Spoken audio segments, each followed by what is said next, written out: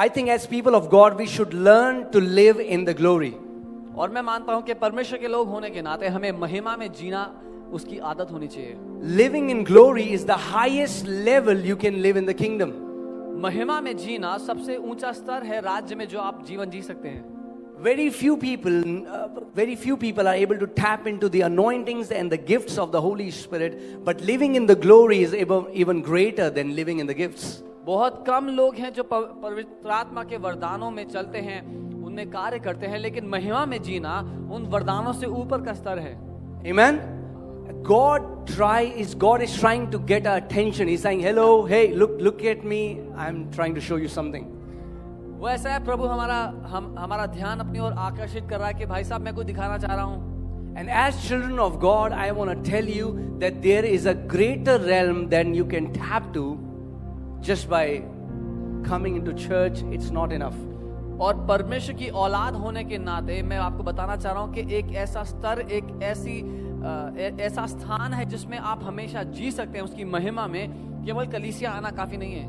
You are not natural beings, you are supernatural beings. क्योंकि आप लोग शारीरिक या स्वाभाविक व्यक्ति नहीं हैं, आप लोग स्वाभाविक जन नहीं हैं, आप लोग अलौकिक जन हैं. How many people believe you are a supernatural being? कितने लोग ये मानते हैं कि वो अलौकिक जन हैं? Are you sure?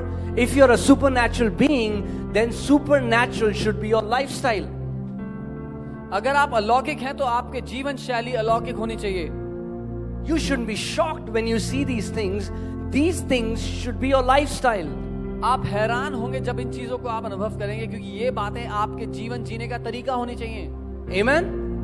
And I'm not satisfied with this. I say, Lord, I want to press more. I want to experience and encounter everything that is mentioned in your word. और मैं इतने में खुश नहीं था. मैंने कहा प्रभु मैं जो कुछ आपके वचन में लिखा है ना उसका अनुभव करना चाहता हूँ. Majority of Christians, they are happy by getting born again. Now I'm going to heaven. I attend a church and that's it. ज्यादातर मसीह लोग खुश है कि मैंने नया जन्म पा लिया, कलीसिया जा रहा हूँ, स्वर्ग जाने को मिल जाएगा, बस हो गया. And usually what happens is people started becoming complacent. You know, they are satisfied where they are. और अधिकतर क्या हुआ कि जो लोग जहाँ थे वहीं बने रहे, वहाँ खुश रहे. Do you know that the Spirit of God is always moving? क्या आप जानते हैं कि पवित्र आत्मा हमेशा आगे बढ़ता रहता है, वो चलता रहता है. That was the same problem with Israelites. God brought them out of Egypt. यही दिक्कत थी इजरायलियों की. प्रभु ने उनको मिस्र से दासत्व से निकाल दिया. And the Lord was walking with them as the pillar of fire and the pillar of cloud, but they would camp in a place and they would become so comfortable they would not want to move ahead.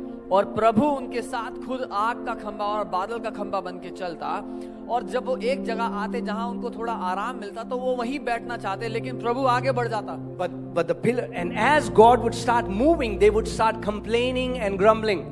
और जैसे ही परमेश्वर आगे बढ़ता वो Israeli कुड़कुड़ाने लगते, शिकायतें लगाने लगते कि अच्छा भला तो यहाँ हम आराम से बैठे थे. I want to tell you that the Lord is always moving in your life. मैं आपको बताना चाहता हूँ परमेश्वर आपके जीवन में हमेशा आगे बढ़ता रहता है. If you have reached to a place where you think, oh, I will now just maintain it. अगर आप उस जगह पहुंच गए हैं जहां आपको लगता है कि अब जहां मैं पहुंच गया हूं इसको मैं बनाए रखना चाहता हूं. I'm satisfied. कि अब मैं यहाँ I have this खुश. salary. I'm satisfied. I have found a church like this. I'm satisfied. इतना कलीसिया है. No, the Lord is always moving. प्रभु हमेशा आगे बढ़ता रहता है. Amen. And if He's moving, He wants you to be moving. और जब वो आगे बढ़ रहा है तो वो चाहता है कि आप भी आगे बढ़ते जाएं. All right, open your Bible to Proverbs chapter 25 verses 2. मैं चाहता हूं अपनी बाइबल आप नीति वचन 25 उसकी दूसरी आयत में खोलें. Proverbs chapter 25 verses 2.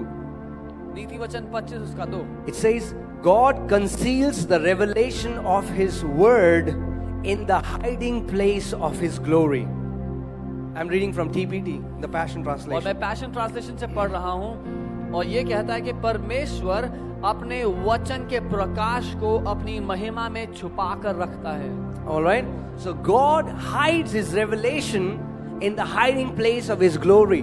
परमेश्वर अपने वचन के प्रकाशन को अपनी महिमा के अंदर छुपा कर रखता है. But the honor of kings is revealed by how they thoroughly search out the deeper meaning of all that God says. लेकिन राजाओं का आदर वहां से दिखाई देता है जहां वो परमेश्वर की गहराई की बातों को निरंतर ढूंढते हैं.